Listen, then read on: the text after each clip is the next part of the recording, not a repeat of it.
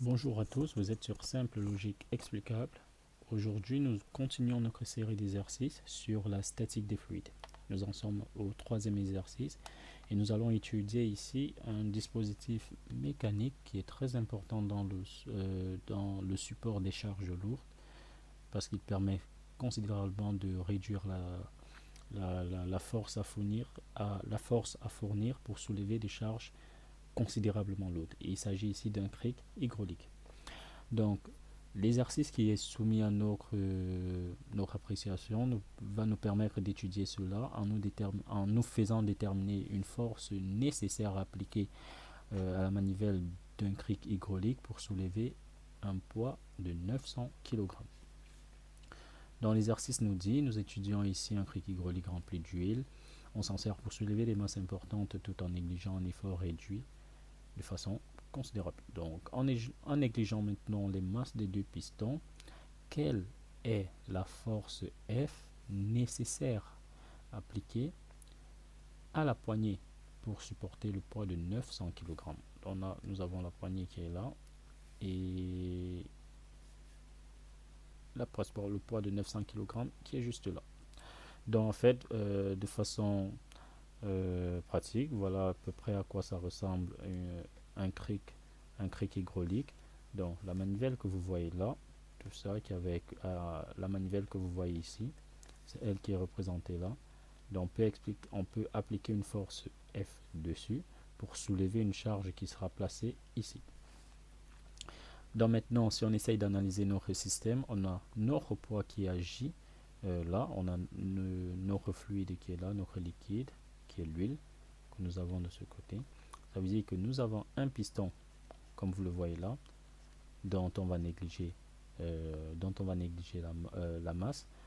Donc, ce qu'on va considérer en fait, la pression qui va s'exercer sur la première surface libre de notre liquide, qui est l'huile, sera uniquement le poids dû aux 900 kg parce que la masse de ceci a été négligée. Il en sera de même ici, on va négliger le poids de ceci. Du coup ici, par transfert de pression, qui aura de cette surface libre à cette surface libre, on ne va pas considérer le soulèvement on va pas considérer en fait l'action du poids de ce piston.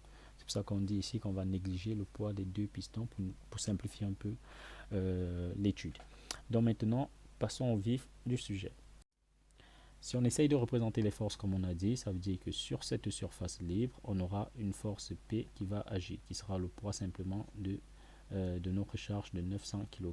Donc on a le poids qui agit là, et comme ceci est négligé, alors on a ce poids qui est retranscrit là. Maintenant, par transfert de pression, euh, la pression exercée sur cette surface va se reproduire, sera transportée par le fluide, par l'huile, et va ressortir là, ce qui va se manifester par une poussée. Ici, donc on aura une force F qui va agir dans ce sens. On va l'appeler petit f, et ici on a petit p. Alors, on a P qui est le poids. Ça veut dire que si je prends en entrée, donc ça c'est mon entrée bien sûr, et ici c'est ma sortie. Donc là c'est ma sortie.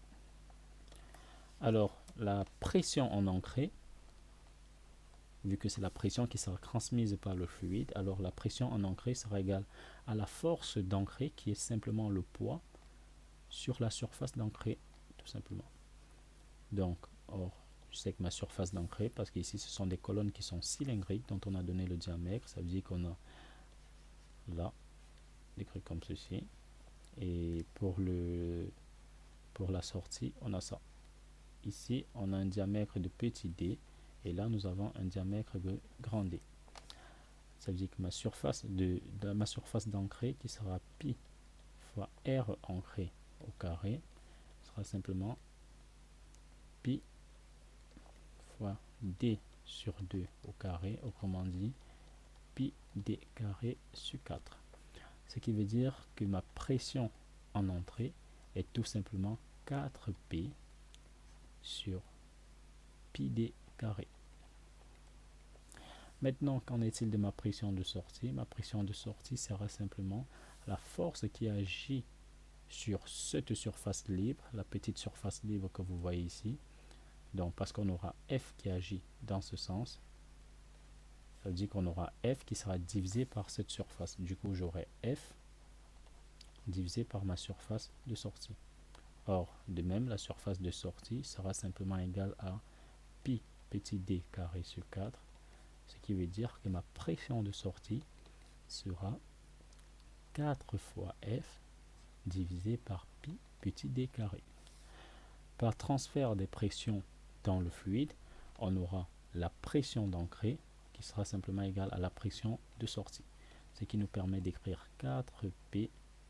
Bien, bon, on va directement remplacer P par sa valeur, hein. P c'est mg pour ne pas confondre tout le temps, j'ai carré mg, donc j'ai carré mg divisé par pi d carré qui sera égal à 4F divisé par pi petit d au carré.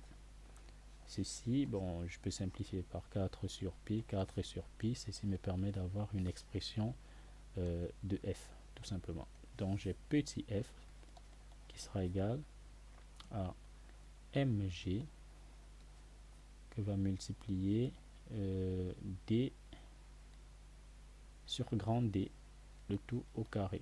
Dimensionnellement, c'est correct parce que d sur grand D n'a pas de dimension et mg, c'est la dimension d'une force. Donc, on a une relation qui est dimensionnellement correcte.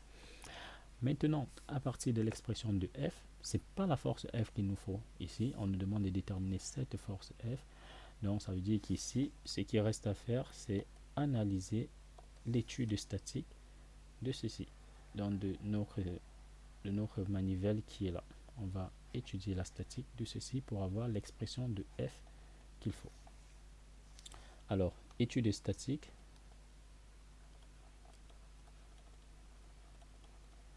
On va faire une étude statique de la manivelle.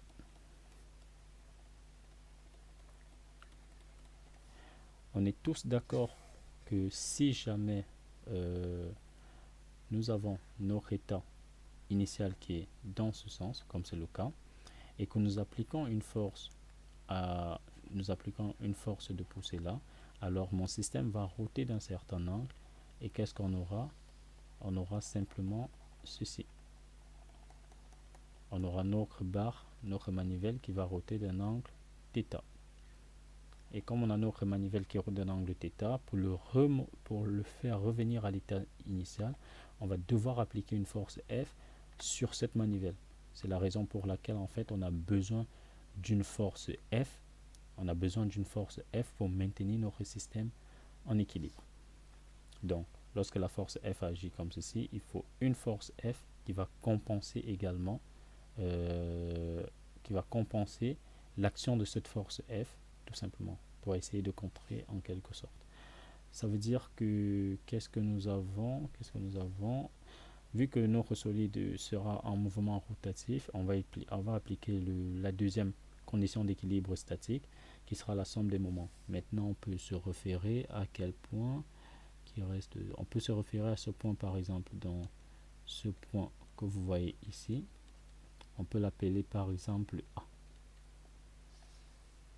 Alors la somme des moments par rapport à A, les forces appliquées sur la manivelle, sera tout simplement nul.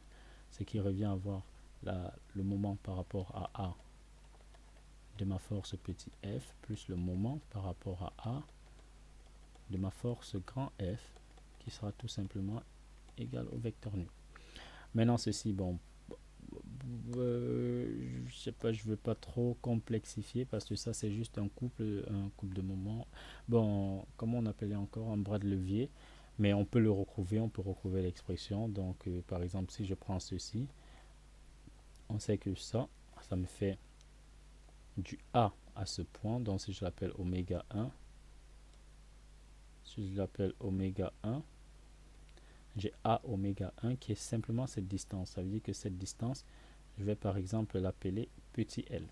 Du coup, j'aurai L I vectoriel F qui agit dans le sens positif de J, FJ. C'est pour ça que j'aurai en fait L fois F porté par K. Et ici plus, maintenant pour AF, j'aurai L plus cette distance qui m'est donnée. Je vais l'appeler grand L par exemple. J'aurai donc pour ceci j'aurai L plus grand L porté par I vectoriel, et comme F est porté vers le bas, j'aurai moins FJ. C'est pour ça que j'aurai un calque négatif de ce côté. Donc ici, je me retrouve donc avec moins grand F. Bon, ici déjà, c'est petit f. Donc, il ne faut pas oublier. Voilà, ça c'est petit f. Et ici, j'ai grand F fois L plus grand L porté par K qui est égal au vecteur nul. Ce qui me permet d'avoir directement grand F, la force qu'on me demande, il sera égal à petit f fois L sur grand L plus petit l. Donc au final, l'expression qu'on me demande sera grand F qui sera égal à mg L sur grand L plus petit l fois D sur grand D, le tout au carré. Je vais donc faire une application numérique de ceci pour question d'avoir la valeur bonne de ce qu'on me demande. J'ai donc pour application numérique grand F qui sera égal à mg, c'est-à-dire 900 kg fois 9,81. Bon, ici, il décide de prendre 9,81, seulement j'aurais pu prendre 10. J'aurai fois L qui est 25. Vous voyez, comme j'ai L sur grand L plus L, alors je peux faire une... j'ai pas besoin de convertir dans ce cas parce que c'est un rapport de distance. Donc du coup, je peux mettre directement ce que vaut petit L. Petit L, c'est 25 mm. Donc je mets 25 que je vais diviser par 25 plus 380. Maintenant, ceci, je multiplie également par D sur grand D que je lève au carré. Ici, comme c'est aussi un rapport, je peux laisser sans convertir. J'aurai 25. 25 parce que le diamètre c'est 25 et l'autre c'est 75 ici au carré. Alors, si vous calculez ceci, vous devriez normalement obtenir un truc de 60,55, 55, ainsi de suite. C'est la force F qui va nous donner en newton. Ça veut dire que vous avez l'expression de la force F en newton. F sera sensiblement égal à 60,55 newton. Donc, si vous prenez ceci et que vous divisez par G, donc vous faites ceci divisé par G, vous obtenez 6,17 si vous divisez. C'est la masse d'un objet qu'on peut prendre, la masse d'un objet quelconque qu'on peut poser ici pour contrer l'effet, en fait pour maintenir la charge de 900 kg constant, statique en fait. Donc vous voyez que pour supporter une charge de 900 kg par le biais de ce liquide et de ce dispositif, on a juste besoin de poser une masse de 6,17 kg de ce côté, ce qui nous permet considérablement de réduire la force à fournir pour soulever des masses importantes, et ce qui fait vraiment l'objectif de ce cric. Donc vous savez que pour soulever une masse de 900 kg avec un cric électrique, j'ai besoin juste d'appliquer une force de 60,55 newtons, autrement dit. Donc ceci, c'est encore un objet de 6,17 kg qui va agir dans ce sens. Donc je pose un objet de 6,17 kg là, et à partir de là, je peux soulever une charge de 900 kg. C'était tout pour cet exercice et j'espère qu'il vous a plu et qu'il vous a permis de mieux voir comment est-ce qu'on peut user des données que nous avons en statique pour résoudre un problème concret.